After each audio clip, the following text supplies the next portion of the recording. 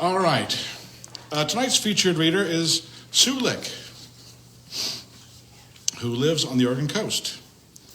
Has published 3 chapbooks, Gravel Road Ahead, The Widow and the Piano, and Blue Chip Stamp Guitar. Her first full-length collection, Dining on Fresco with My Dog, has just been published by MoonPath Press. When not writing, she plays music wherever people will listen. So here is Sue Lick.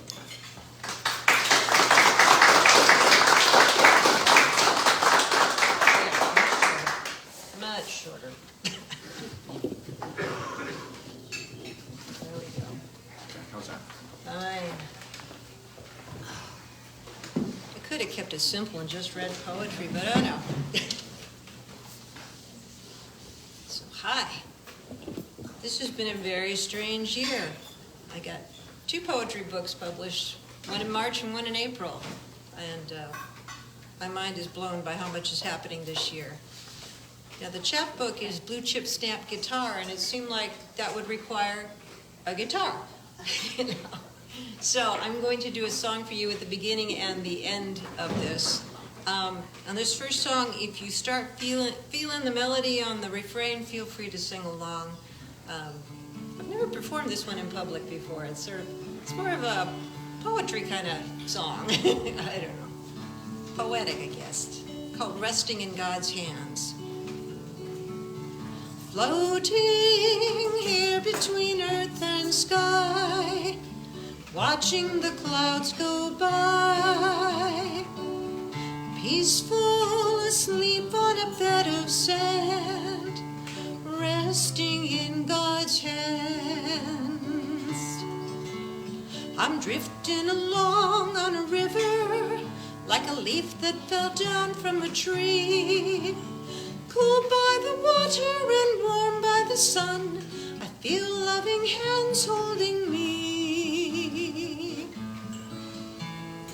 Floating here between earth and sky, watching the clouds go by, peaceful asleep on a bed of sand, resting in God's hand.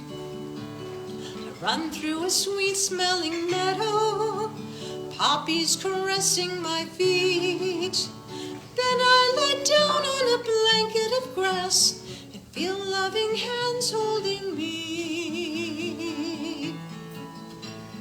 Floating here between earth and sky, watching the clouds go by, peaceful asleep on a bed of sand, resting in God's hand. I wake with the moon shining on me, showing my way through the night. While I was dreaming, God tucked me in, pulled up a blanket of light. Floating here between earth and sky, watching the clouds go by, peaceful asleep on a bed of sand, resting in God's hand.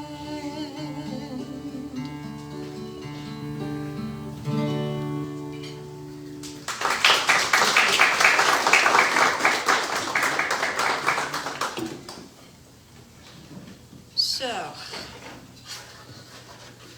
Blue Chip Stamp Guitar was published by the Poetry Box in March. God bless Sean. She's done 2 of my chapbooks now. And it's special for me because it brings together those 2 sides of my personality. You know, it's always like there's the writer Sue and there's the music Sue. And they're both in this one place, and that's pretty cool. I'm going to start with the opening song, La Valenciana. I need to explain to you first, might be that almost everybody here is old enough to know, but blue chip stamps were something that people got when they spent money at like a grocery store, a gas station, places like that.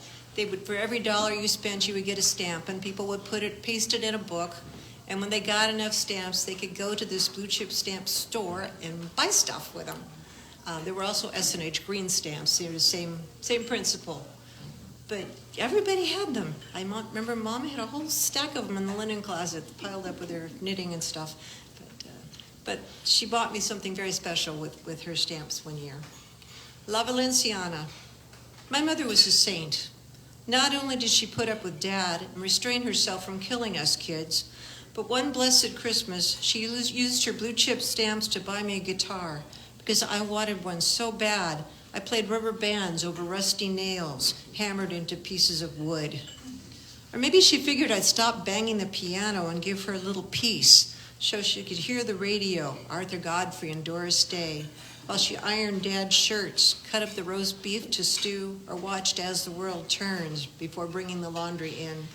She bought a La Valenciana, cheap, in a gray cardboard case, with a book of easy chords and 100 million songs that I strummed and sang perched on my chenilled bed until she surely wanted to scream, "Shut the F up!"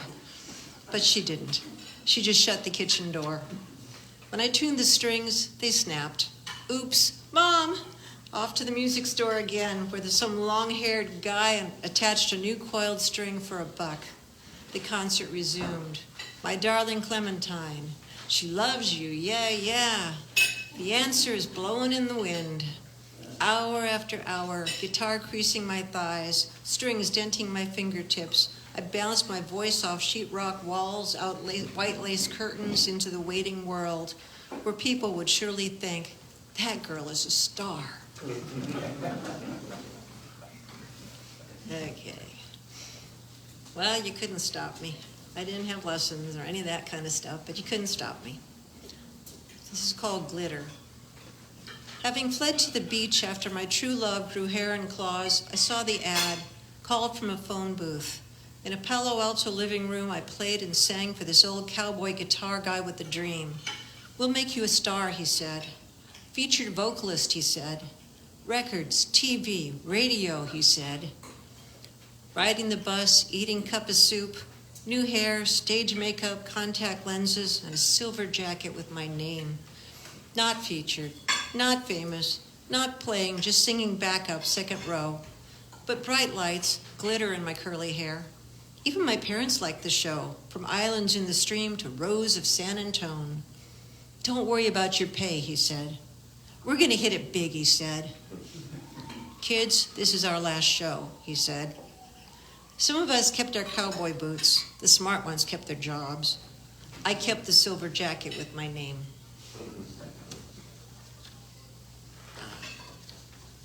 My missing is sticky. All right. Now, Becca Lynn teaches a workshop. She's going to be featured next week, right? And she's been teaching these workshops for years now, and this one came from one of her workshops where she showed these really interesting pictures of the insides of musical instruments, and we got inspired and wrote poetry. So this is called Inside the Guitar. Don't look. Find the music with your fingers. Hold the curved body against your chest. Feel the vibrations. Match them with your voice. Learn how to touch by the sounds that emerge as you finger the frets and pluck the strings. It's a box made of wood. Inside, long, narrow strips, slatted curves, raw, unpolished edges, dust and glue. The underbelly of a cathedral. It strings the communion rail. Without strings, the box is mute. An empty church. Sun slanting in on worn pews, frayed kneelers, a wine-stained cotton altar cloth, stale incense and echoed prayers. Inside this labyrinth of wood, spirit swirls into songs of praise. Feel it. Feel it with your hands. Shape the 6-part harmony. Close your eyes and let it sing. I'm gonna add one. Okay. I'll give you anything but my bear claw. I really do love pastries. When is that event? On my way back to Oregon, I stay at the Comfort Inn with the torn window screen, hard bed and freeway noise, diner just across the street. When I pass the Valero station, a man with a guitar and shopping cart shelters in the concrete niche. No way around him. I smile, clutch my purse against my hip. Dinner is good. Eggs Benedict. The wind has come up. Setting sun glows red atop the hills. I bought myself some pastry, a bear claw big enough for two. The homeless man is still there. I hear him talking to the air. I'm monologuing now, he says. Can you spare some change? I nod, count out some dollar bills. Can you play that thing, I ask? The guitar is warped and out of tune. His fingers stumble on the strings. Good luck, I say, and hurry on. I hear him singing Kumbaya. Bear claw and tea for breakfast. Soft pastry, raspberry filling, almonds. Rich. I eat and eat. As I drive toward the freeway ramp, the guitar-playing man is gone. Harmonizing. Downsizing, sorting through old tapes. I find originals, 1983-84. Slip it into my late husband's boombox. A hum, a finger-picked guitar, a voice, high-pitched and clear, singing spring song. Good God, so chirpy and cheerful. But there are other tunes, begging for love. I've spent a lifetime waiting, and then nobody makes me smile like you. The girl sings, I didn't want to be in love. Ah, youth. I fell for a rat, got dumped, cried over my guitar, wrote another song. I strummed a chord, tasted a phrase in my mouth, wrote it down, and sang it again and again until the next bit of chorus or verse was revealed. Song finished, I recorded it on a cheap tape with a plastic microphone plugged into a recorder big as a baking dish. Washing and drying my chipped plates, I harmonized with my younger self, loving how the voices blend despite the dust. As the guitar fingers stumble, I frown. Come on, keep going. You can find the note. All those riffs are easy now. What's hard is writing a new song to sing. I dry my hands, pick up my guitar, strum an A minor chord, and sigh. First, I run over there and grab my water.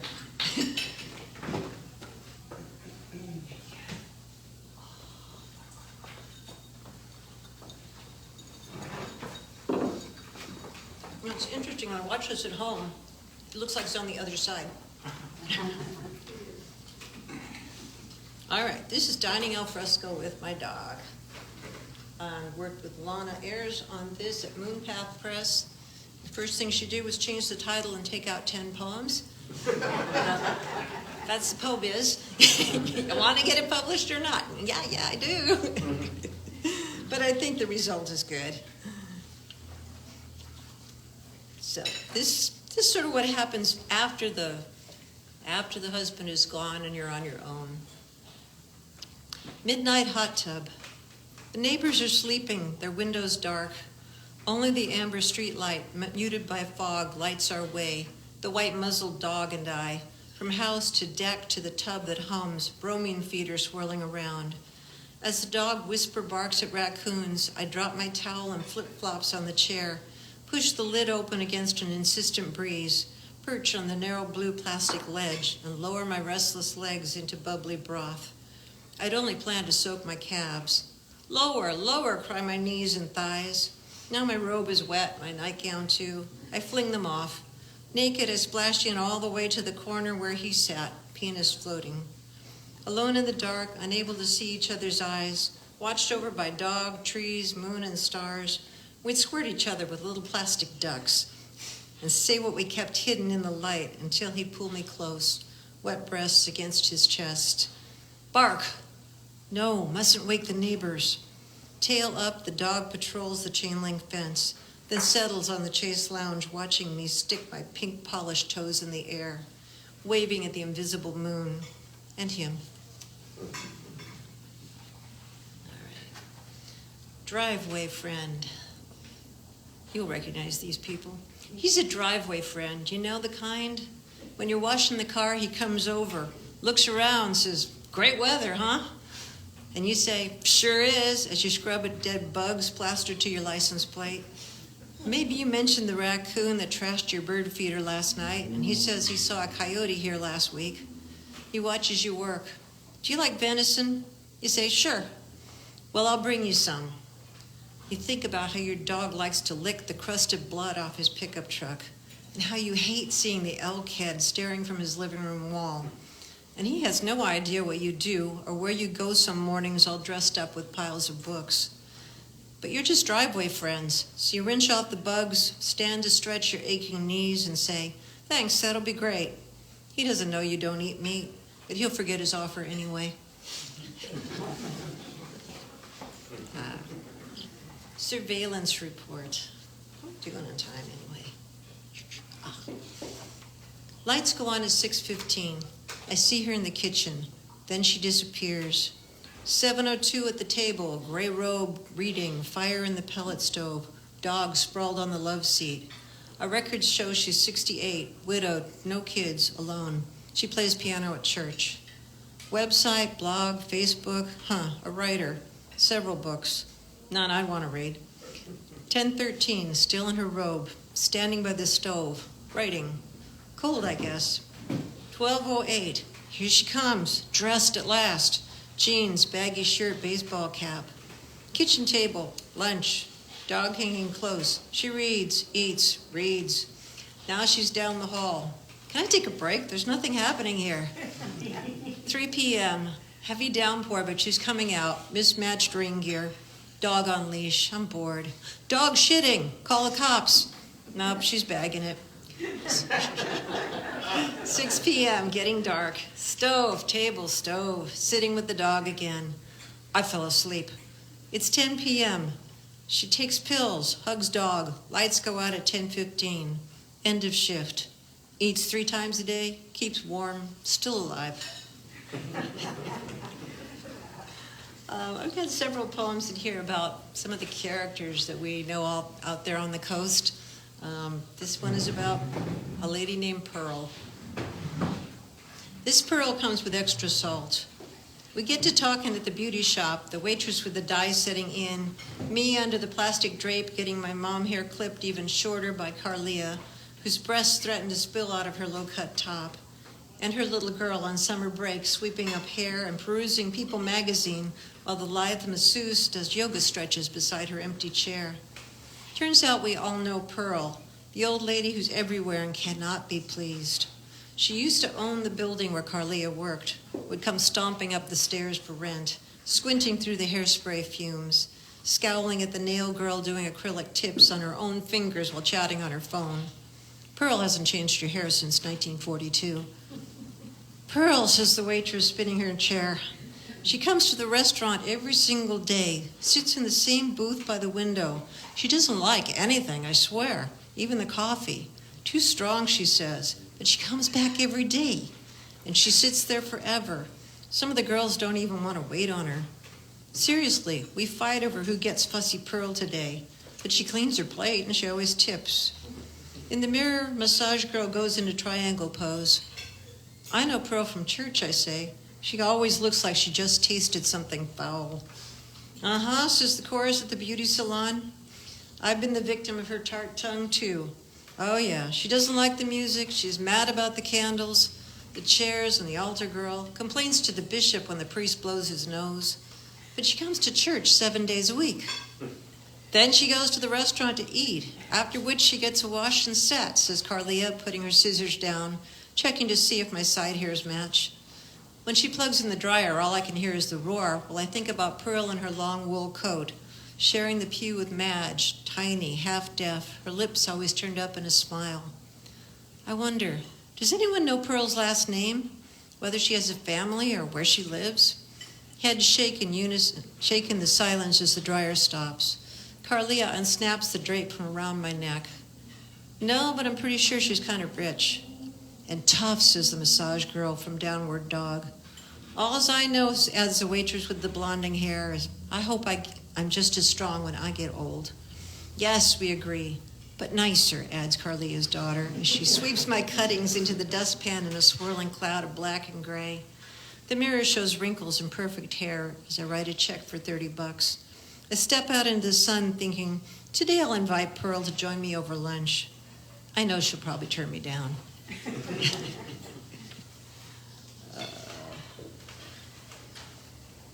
It's Fishtails Cafe. You should eat there if you get a chance. It's in South Beach. The waitress, Connie, calls me beautiful. I take my usual two-top near the kitchen, sun shining on the checkered tablecloth, under the picture of a fisherman with his halibut, and I thank her for my tall iced tea, no lemon. I've got the menu memorized. The specials never change. Tuna melt, turkey club, Reuben, burger, snapper, ham and eggs, omelet, biscuits and gravy, country fries, coleslaw, cream of something soup. Grandma, do we still have it? Connie yells. Younger than me with a southern drawl, Grandma relays the question to Jose, who answers, "See." The place fills with tourists and fishermen, construction guys, couples sneaking out for lunch. I have to shout to order the tuna melt. I pull out my book, my journal, my phone, and set them up like condiments to go with the entree when it comes. Other poets probably do that. Here you go, beautiful. It looks so good. It's just a sandwich from Runny Slaw. But I set my phone and book aside and take the bread between my lips like I'm making love to that tuna melt, dressing dripping down my chin. When Fishtails was new, I used to come with my handsome bearded man. No books, no phone, no journal then. We sat at this table holding hands. The tea and tuna melt haven't changed. $11, $2 tip. How is it, sweetheart? Connie asks. I nod, my mouth too full to speak. I'm caught up like that halibut, unable to resist the shiny lure of mismatched tables, chairs that rock, and someone who calls me beautiful. Thank you. She's so sweet. Okay. One more and then a song. They fit like a hug. His blue coveralls fit, if you don't heed the crotch hanging down to my knees. A crotch someone has mended repeatedly, last time with purple thread, but now the cloth is tearing away. No matter, I won't be straining the fabric as my husband did, or pulling it open to pee standing up. The coveralls are a marvel of cleverness, close-woven material that won't catch on nails, thorns, or raggedy wood, a plethora of pockets deep and wide, 10 fat snaps instead of buttons. I'm protected from sun, spiders, and dirt, frayed collar to pink-painted fingernails. They have holes in the knees, ragged cuffs, a faded label that says Cotton 46. A dark spot on one chest pocket hints of a patch with a name long torn away. Black stains on the sleeve, a dab of paint, a smear of something reddish-brown. I can only add to the history of these coveralls. As I slip them over my shorts and shirt, snap by snap, he seals me into the arms of this well-worn armor that hid in the closet next to his robe and his good blue suit. Taking up his clippers and leather gloves, I head out to battle the blackberry vines just beyond the chain-link fence. Thanks. All right. Thank you so much.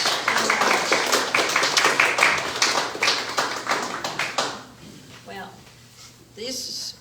I like this song a lot. It's called Write Me a Tune, but if you wanted to change to Write Me a Poem, I think it would totally apply. Picture me as an old cowboy, kind of worn down, had better days. So turn the lights down and make it a noisy, smoky old bar when they used to smoke, Bar was dim and smoky, dark just like my mood. The waitress hurried over and offered me some food. I said, no thank you, darling, I only want to drink, to liquor up my mind so I don't have to think. She said, what happened, honey? I said, it's all gone bad. I ain't got no money and I'm just so doggone sad. I lost my job last Friday, my lover left me flat. She looked at me and nodded, I've got a cure for that. Write me a tune, make it a sad one. No moons and Junes, don't want a glad one. Write me a tune and make it long. Turn all your sadness into song.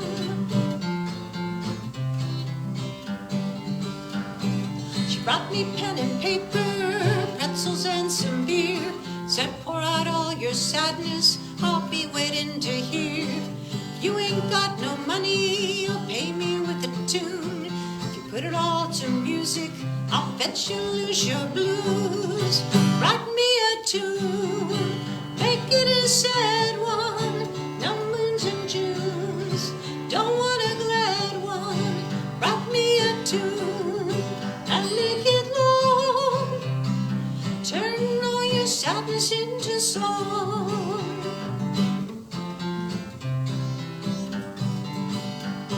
She went up to the kitchen to take herself a break, and I just started scribbling about every pain and ache. By the time I finished, my heartache was all gone. I poured out all my sadness into a country song, and it went, woe is me, woe, woe, woe is me. I've never been so sad, never felt so bad. Whoa, whoa, whoa, oh, oh, oh. I wrote a tune, made it a sad one. No moons and Junes, it's not a glad one. I wrote a tune, I made it long. I turned all my sadness into song.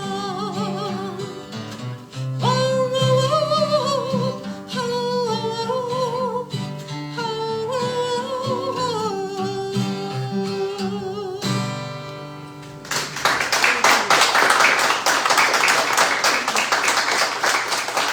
Thank you very much. It was so good to see you all again. I do have books for sale. They are all $10 tonight. We're not doing any math. Thank you.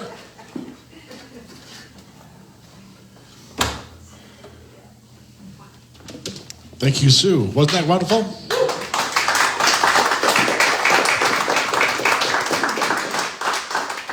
So Sue's got 4 different books over there. So they're $10 each. So, buy them all. Otherwise, we have to take them back in the box. We have. That's right. We have 2 sign-up sheets over there. One is for the open mic, and one is for the mailing list. So if you want to be on the open mic, sign on the open mic list. If you want to be on the mailing list, sign up on the mailing list. We'll take a couple of minutes. You can buy all of our books, and we'll come back and do the open mic.